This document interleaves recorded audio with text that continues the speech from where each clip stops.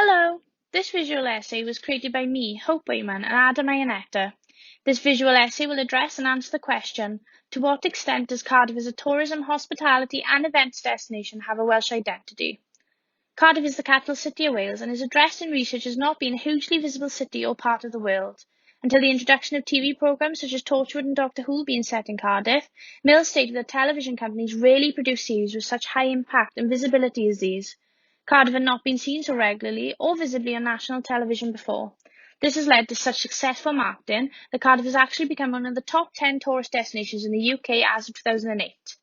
Pritchard and Morgan suggest that tourism destinations are seen as spaces through which power, identity and behaviours are constructed, negotiated and renegotiated according to socio-cultural dynamics. Cardiff represents its identity and power relationships through many different factors throughout the city, with a heavy focus on history and heritage with its museum, castle and nods to moments throughout history. Heritage is a major component to Cardiff's Welsh identity. Research by MacLeod and Carrier show how tourism is playing an increasing role in the production of heritage. Heritage in the form of attractions can become a magnet for tourists and can make money for the community. However, they also address how the production of this heritage in terms of the choices of focus and interpretation usually comes from the few people already in the positions of relative power. The focus of this essay will look at the Welsh identity of Cardiff with consideration to the power relations. National Geographic states that cultural identity is the shared characteristics of a group of people, which encompasses factors such as religion, language, places of birth and social behaviours. Iannetta links it to national identity, describing it as dynamic and dialogic and found within a cultural mix of images, spaces, practices and discourses. It is also suggested as being weighted towards heritage and the common past. Iannetta further explains that identity is shaped through shared points of commonality in popular culture and its grounded in everyday life. Welsh identity is expressed through many well-known images and symbols such as harps, Welsh costumes, daffodils, leeks and of course the red dragon, a dried goch. These symbols are largely present throughout the city of Cardiff and have been described as the essential ingredients when advertising anything Welsh. There are also holidays that give meaning to Welsh identity, such as St David's Day to celebrate the patron saint of Wales, and Dydd Santis Dwynwen, celebrating the Welsh patron saint of lovers. This is basically the Welsh Valentine's Day. Wales even has a Welsh identity guidance. This guidance states, be unmistakably Welsh. Whether it's the people, place, or just the little details that gives Wales its charm and character, let's celebrate what makes Wales different. They also say there's no definitive answer to what makes something Welsh, suggesting there's a large range of aspects to the Welsh identity. An interesting point they make is not to underestimate the native tongue of the Welsh language and how a simple croesho can make a delightfully distinctive first impression. Maybe this creates a sense of Welsh identity simply beginning with the Welsh language. Cardiff was made a city in 1905 and became the capital city of Wales in 1955, surprisingly not that long ago. It has come a long way with only 3,000 inhabitants in 1811 and now in 2021 the population reached 481,000. The real change came in the 19th century when the docks were built, allowing increase in traffic of ships taking cargoes of coal all around the world from this Welsh port, leading to it being known as the coal metropolis of the world. These docks also led to many jobs and the attraction of foreign labour.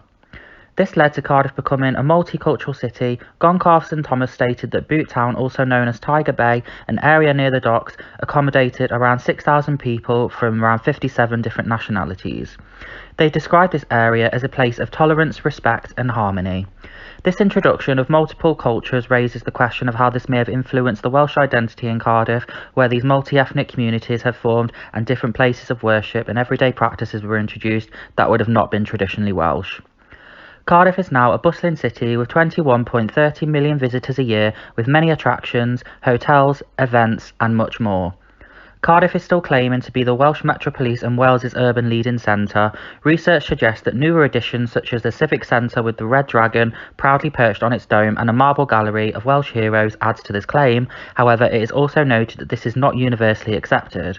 Joanne suggests that the development of Cardiff demonstrates an uncertainty and contested nature of Welsh identity, but also a growing confidence as the nation becomes a more meaningful administrative entity. This can suggest that Cardiff is earning more recognition as the capital city and has introduced more Welsh culture into the city with time, creating tourism and attractions that encompass Wales and its identity. The future of Cardiff through their tourism and strategy plan does not have much connection to the culture or Welsh identity in Cardiff. However, for the plans of the introduction for the 20-minute neighbourhoods to be incorporated into the city. Withers describes these as a hostilic approach to place-making with social benefits. These future movements can provide suggestions for helping local Welsh communities within Cardiff by providing accessibility to local businesses and hospitality, strengthen Welsh communities while also including all of the ethnic communities that may live within these neighbourhoods. Joannes also links the uncertainty of Welsh identity in Cardiff to be the Welsh language and in doubts to Cardiff being the capital city. In 1901, only 8.1% of Cardiff spoke, compared to 49.9% in the rest of Wales. Joannes also stated that Cardiff shared in neither the Welsh-speaking culture of rural Wales nor the socialist traditions of the valleys. This led to Welsh-speaking families within Cardiff feeling like aliens within their own country. The Welsh language is described in research as a distinctive and separate Welsh cultural identity, which has been historically oppressed and under threat from the English language. Recent statistics show a drop in Welsh speakers with only 28.5% in Wales. However, Cardiff has the second highest amount of Welsh speakers in the whole of Wales, providing evidence of this Welsh identity being offered through speaking the home language and the capital having this aspect of identity. To an extent, people may not feel as alienated anymore as the Welsh speakers have risen in Cardiff, bringing this formal traditionally back to the capital city. The city centre is strewn with the red dragon flags, Welsh rugby and Welsh gift shops with memorabilia of Wales, dragons, sheep, daffodils and all those well-known Welsh symbols. Cardiff's local businesses are trying to express their Welsh identity and share these stories and customs with visitors. Hull Circuit of Heritage can help to support these offerings of culture and heritage through symbols, as it states that heritage manifests itself in traditional local practices, and heritage as a discourse within the circuit is produced by city or tourism marketing, such as these gift shops being offered. The Museum of Cardiff opened in 2011 as a tourist attraction that was purely about Cardiff and its heritage. The website says, "We are the museum which tells Cardiff's story. We are a social history museum, so we use people's personal stories to tell the history of Cardiff." This museum was co-created by the people of Cardiff, where they shared personal experiences, stories and decided on everything right down to the colour schemes. This can be considered as a major contribution to the city's Welsh identity, as they are openly sharing Cardiff stories and promoting the people of Cardiff and their Welsh traditions and values. Linking to the Welsh language, the museum has an aim of bilingualism where the whole team either speak Welsh or are learning to. This aim ties in with the Welsh Government's Future Generations Act goal of 1 million Welsh speakers by 2050. More evidence of the city's movement towards improving the sense of Welsh identity through language. On the topic of food and hospitality within Cardiff, there are a large amount of locally owned businesses, especially within places like Cardiff Market. However, there are now many multinational companies that have found a home on the streets of Cardiff. This can lead to the theory of cultural home generalisation. As a result of this, Smith and Richards suggest that the world is moving from a space of places to being a space of flows where unique destinations filled with culture and tradition are becoming delocalised. These more stage senses of authenticity could be seen to be replacing the authentic local Welsh businesses within Cardiff. This also leads to Ritzer's McDonaldisation. This is described as the most prominent and powerful instance of rationalisation. Although Turner criticises this by addressing the fact that McDonald's products are now differentiated by local culture circumstances where they interact with local customs and add these to their menus depending on the location. However, for the case of Cardiff, there are 8 McDonald's and these UK menus have no local Welsh foods incorporated at all. Cardiff Bay is a place filled with heritage and a lot of beautiful buildings, sculptures and statues. Another significant building, the Pier Head, holds historical stories of how Cardiff became the biggest coal port of the world. This area would be thought to have a strong Welsh cultural feel. However, the heritage of this area, especially Tiger Bay leaning towards the multicultural movements of Cardiff, this can question the amount to which a Welsh identity is being presented, or if there are conflicting identities of other cultural beliefs. With Welsh flags and signage still being present, there are other cultures being presented through buildings like the Norwegian Church and the People Like Us statue on Mermaid Quay, representing the people who lived and worked in Cardiff. This statue was said to give a voice to the diverse cultural and ethnic mix of people who have lived on the Docklands. With this question of the Welsh identity being conflicted, the authenticity of this history and what Cardiff Bay represents can also be questionable as a tourist destination. Jaworski and Pritchard indicate that this may be a myopic and rose-tinted version in the preferred histories, packaged for consumption. The creators of this space may have wanted to produce these multicultural identities and market the area in this way. However, through norms of interpretation, these communicative experiences can imply tourists different ways of orienting into a piece of heritage, in this case towards Welsh pieces or the other cultural pieces spread throughout Cardiff Bay. So although there may be a relationship of power force in the presentation of identities, the guest and tourist have the power to choose to what extent they experience and interact with the cultures offered.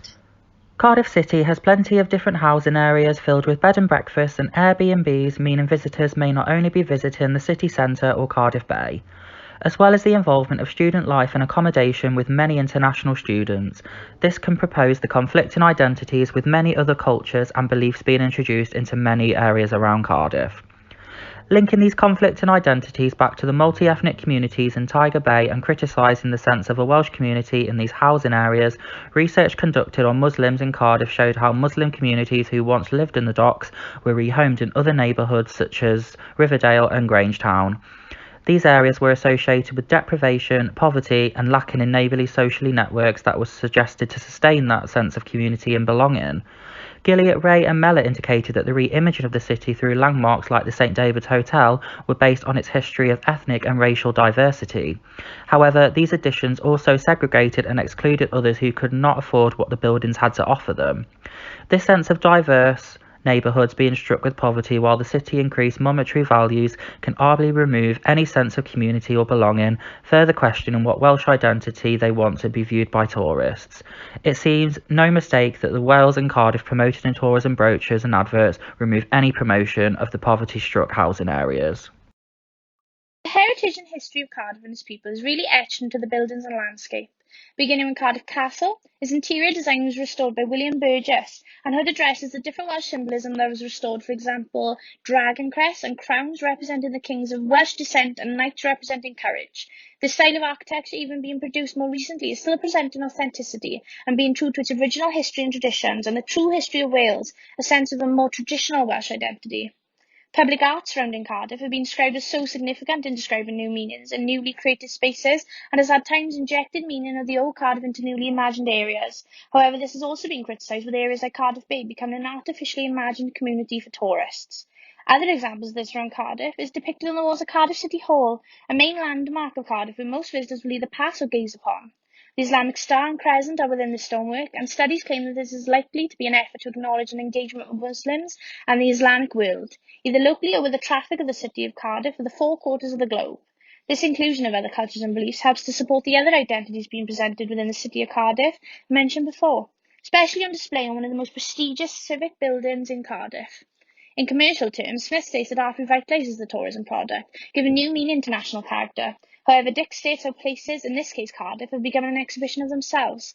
Through heavy investment in art, architecture and design, cities proclaim their possession of various cultural values. These cultural values have come to be seen as a place's identity, of which is key to the important task of attracting people. This exhibition of multicultural identities within a heavily symbolised Welsh city can lead to a blurring of exhibition space. Question if this view of Cardiff is authentic and reflective of its people and communities, or if it's just an attraction aspect. Faces of Cardiff include the celebrities and local celebrities. Williams states that given recent developments in TV production, the circulation of images and narratives of Cardiff in popular cultural forms can be seen as a vital part of creating a sense that the devolved nation has a part to play in the world. These well-known celebrities from Cardiff, such as Shirley Bassey and Charlotte Church, are rarely seen walking the streets of Cardiff, but they are suggested as embodying the national identity of Cardiff and representing it not only locally, but internationally. Cardiff celebrities are mostly music-led, and theory suggests that music is a concept of intangible cultural heritage. Smith says that ICH is the mainspring of the world's cultural diversity, and it provides communities with a sense of identity. This can link Cardiff artists like these as embedded within the heritage of Cardiff and being a part of this Welsh identity even while operating elsewhere in the world. The other faces of Cardiff seen every day are the locals, also known as Cardiffians, with a strong sense of South Wales people being typical sheep-loving pub-goers, watching the rugby and stereotypically speaking English until English speakers are around where they would change to Welsh to hide what they are saying. This is not the case for every single person in Cardiff, and these views can affect tourism. With media channels such as S4C finally beginning to represent people of Cardiff in an authentic and relevant way, this may represent the locals in a better way. As many brochures and advertisements surrounding Cardiff tend to be historically led, there's never many locals represented, so this media being available can be a helpful push for Cardiff as a tourist destination and start to remove some of the stereotypes traditionally placed upon Welsh people. Stone suggests that these myths and stereotypical cultures can be made through promotional material, so this change is an advantage for Cardiff. The tourist gaze explained in Uri and Larson's work can then provide evidence that tourists will enjoy gazing upon the people of Cardiff, as it may be visually different to the senses of norm, creating this interesting stance for the Welsh identity presented by the local faces. So to what extent does Cardiff as a THE destination have a Welsh identity? It has become evident that there is an underlying heritage and history of Cardiff and its strong sense of being Welsh. As the current movements and goals towards strengthen this Welsh identity by encouraging Welsh speakers and creating stronger Welsh communities. However, there is no denying the conflict identities being introduced through the multi-ethnic communities also present throughout Cardiff's history and present day. Thought also must be given to how the concept of power relations have an influence on the interpretation of this multicultural image of Cardiff, hiding issues such as poverty. Is the winner's version of history on display? The answer is that these conflicting identities and images are limiting Cardiff's Welsh identity, but it appears this sense of belonging for all cultures at it is not a negative outcome. Our reflections follow Colb's learning cycle. As somebody who grew up in the valleys, I initially felt Cardiff did not have a Welsh identity, as a completely different and diverse landscape to where I'm from. Reflecting on what we found, I can now see that to an extent there is a Welsh identity through the heritage of Cardiff, but there are effects that come from the multicultural aspects. Concluding these thoughts, I think that this identity is being strengthened through aspects like language, and this makes me feel differently to my initial thoughts. I feel I'll now try to immerse myself in these aspects while visiting Cardiff and actively try to move away from those homogenised features. Although I am not originally from Wales, I do feel that Cardiff does not have a Welsh identity. It is a very diverse city and there are no strong ties to Wales nor a Welsh identity. It is accepting of all cultures and that is the key to a friendly area. I also agree from some extent that there is a Welsh identity if looking at the heritage of Cardiff, however those multicultural identities are affecting the extent of Welsh identity in Cardiff itself.